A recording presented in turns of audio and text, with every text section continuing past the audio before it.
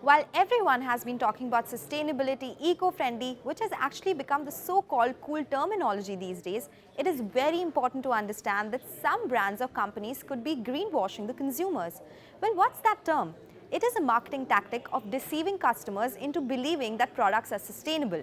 This would mean more expenditure of time and money by companies to market themselves as environment-friendly rather than actually working on making products more sustainable. But why is there so much push for this? Well, the consumers are asking for it.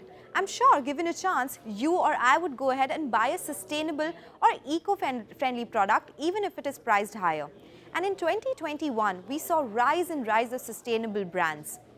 And an agency, Mintel, conducted a study which indicated that 44% Indians want brands to implement sustainable practice. Now, this is the factor that a lot of brands or companies are benefiting from. That takes me to some instances of greenwashing in the past.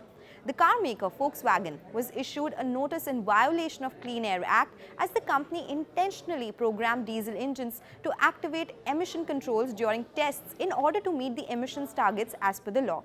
In 2001, British Petroleum changed its name to Beyond Petroleum and also changed the logo to a green sunburst. This was to show that they are focusing on renewables and clean energy, when they got maximum revenue from oil. This did not go well with activists and company failed to live up to its new image. After that, company's pipeline caused one of the largest oil spills, and then, following a lot of criticism, in 2010, company abandoned the rebrand and got back to its original name. More on this. In 2018, Nestle said its packaging will be recyclable or reusable by 2025. However, in the same year, in Break Free from Plastic's annual report, Nestle, Coca-Cola and Pepsi were named world's top plastic polluters. This just went on to show that a lot was promised without much execution. Zara, H&M, Uniqlo, the fast-moving fashion brands have been talking about sustainable clothing and have introduced many new collections under the sustainable brand. But you know, there is no definition for sustainable or eco-friendly clothing. In fact, H&M is also criticized for misleading marketing of green clothing collection. So how does one protect themselves from greenwashing? Just watch out for signs. Is the brand using words with no clear meaning like eco-friendly, terms which are not credible like eco-friendly cigarettes, the greening of a dangerous product to make it seem safe?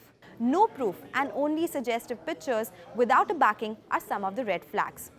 Now, countries are focusing on ensuring there is no greenwashing by companies, especially in times when everything is claimed to be eco-friendly and green. SEC has announced enforcement task force to address greenwashing.